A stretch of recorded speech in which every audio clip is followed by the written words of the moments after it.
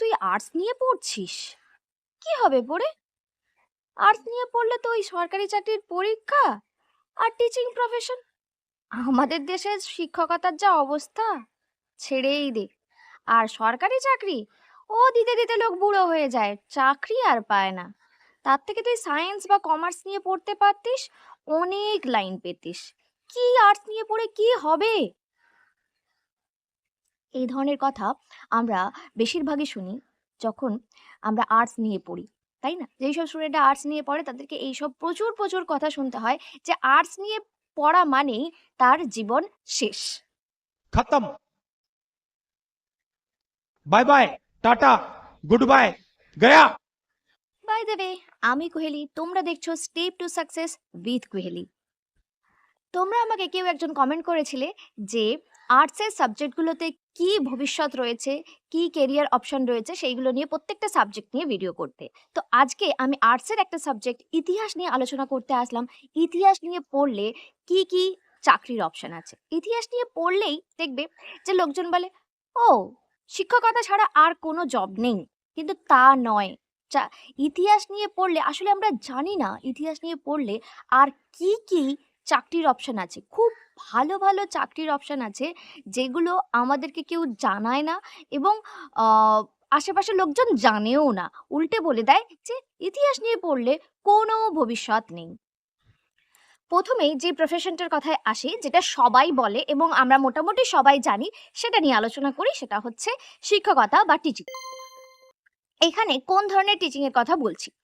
অবশ্যই প্রথমে school teaching, কলেজে হতে পারে, ইউনিভার্সিটিতে হতে পারে, বা তোমার নিজের প্রাইভেট টিউশন হতে পারে, বা অনলাইন টিউশন হতে পারে। অনেক রকমভাবে তুমি কিন্তু টিচিং প্রফেশনে যেতে পারো। তবে স্কুল টিচিংয়ের জন্য তোমাকে আলাদা করে বিএড করতে হবে, বা তুমি যদি কলেজে পড়াতে চাও, তোমাকে নেট সেট এইগুলো পাশ করতে হবে, পিএইচডি করতে হবে, এবং তুমি এখান থেকে রিসার্চের দিকে যেতে পারো। এইটা তো মোটামুটি যে কোনো সাবজেক্ট পড়লেই আমরা এই লাইনগুলোতে যেতে পারি, সেটা আমি বলে দিলাম। এবার এছাড়াও শুধুমাত্র হিস্ট্রি বা হিস্ট্রি রিলেটেড কিছু জবের কথা নিয়ে আলোচনা করব। চলো দেখতে থাকো। প্রথমেই আসি আর্কিওলজিস্টের কথায়। প্রথম অপশান ছিল টিচিং, তারপরে আমি আসলাম আর্কিওলজিস্ট। আর্কিওলজিস্টের ক্ষেত্রে তোমাকে হিস্ট্রিতে, ইতিহাসে এমএ করতে হবে, স্নাতকোত্তর স্তর পেরোতে হবে। তারপরে তুমি আর্কিওলজি নিয়ে আলাদা কোর্স হয়, সেই কোর্স তুমি করে আর্কিওলজি ডিপার্টমেন্টে চাকরি করতে পারো। যদি তোমরা এই কোর্স সম্পর্কে জানতে চাও, অবশ্যই আমাকে জানিও। আমি চেষ্টা করব নতুন আলাদা ভিডিও করে সেই কি কি কোর্স আছে সেইগুলো সম্পর্কে বলার। গ্র্যাজুয়েশনে হিস্ট্রি নিয়ে পড়ার পর আর্কিওলজিতে তুমি মাস্টার্স করতে পারো। পরের জব অপশন মিউজিওলজিস্ট। মিউজিওলজিস্ট হচ্ছে, ছোট্ট করে বলি, মিউজিওলজিস্ট কারা? যারা মিউজিয়ামের রক্ষণাবেক্ষণ করে, বিভিন্ন মিউজিয়ামের কাজ করে, তাদেরকে বলা হচ্ছে মিউজিওলজিস্ট। মিউজিওলজিস্ট হওয়ার জন্য ইতিহাসে গ্র্যাজুয়েশন করার পর মিউজিওলজিতে এমএ করা যায়।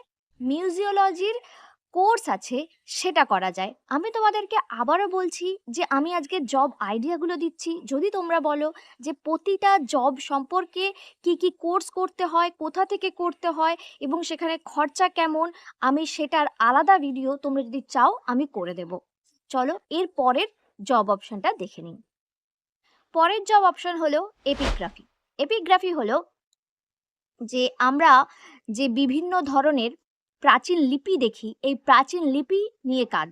এইটাও হিস্ট্রি থেকে আসা যায়। তোমরা যদি ইউটিউবে সার্চ করো দেখবে একজন এপিগ্রাফিস্ট হওয়ার জন্য কি কি করেছে সেটা নিয়ে বেশ কয়েকজনের ভিডিও আছে। অবশ্যই তোমার যদি এই জিনিসটা ভালো লাগে, অবশ্যই ভিডিওগুলো দেখো। তোমাদের যদি এই প্রাচীন লিপি, ধরো বিভিন্ন ধরনের, আমাদের দেশের অনেক লিপি আছে যেগুলো কিনা এখনো উদ্ধার করা যায়নি, যে কি লেখা আছে কি আছে। তো তোমাদের যদি সেই সব সম্পর্কে ইন্টারেস্ট থাকে, সেইগুলো জানতে ইন্টারেস্ট থাকে, অবশ্যই তুমি একজন এপিগ্রাফিস্ট হতেই পারো। আর একটা জব হলো প্যালিওগ্রাফার। প্যালিওগ্রাফার আর এপিগ্রাফিস্ট মোরালেস কিছুটা একই রকম, কিন্তু দুটো এক জিনিস নয়। এই দুটো ডিফারেন্স যদি জানতে চাও আমি আলাদা ভিডিও করে বলবো। তো আমি তোমাদেরকে বলি প্যালিওগ্রাফার, এই একই টাইপের পাণ্ডুলিপি উদ্ধার, লিপি সম্পর্কে জানা, সেইগুলোতে কি লেখা আছে সেইগুলো সম্পর্কে জানা হচ্ছে প্যালিওগ্রাফারের কাজ। তো এইটাও হিস্ট্রি পড়ে তুমি কিন্তু এই দিকে যেতে পারো। আমি যে জবগুলোর কথা বলছি এগুলো শুধুমাত্র যে ভারতেই হবে তার কিন্তু মানে নেই। এইগুলোতে বিদেশে যাওয়ার সম্ভাবনাও অনেক বেশি। এবং আমার যেটা মনে হয় যে তোমার যদি গোল থাকে, সেই রকম গোল থাকে যে আমি নিজেকে প্রতিষ্ঠিত করব, অবশ্যই তুমি স্বপ্ন দেখতে পারো যে বিদেশ গিয়ে তুমি এইসব সম্পর্কে রিসার্চ করছো এবং নিজেকে প্রতিষ্ঠিত করতে পেরেছো। লোকের যে কথা ছিল যে হিস্ট্রি নিয়ে পড়ছিস কিচ্ছু হবে না, সেটাকে তুমি একদম একদম বোল্ড আউট করে দিতে পেরেছো। আর একটা জবের কথায় আসি, সেটা হচ্ছে নিউমিসম্যাটিক্স।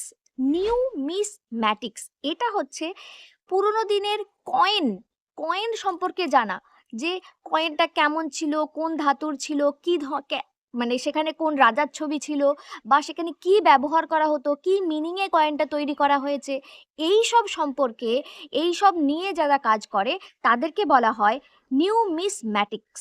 এটাও একটা কেরিয়ার অপশন হিস্ট্রি নিয়ে পড়ার ব্যাপারে।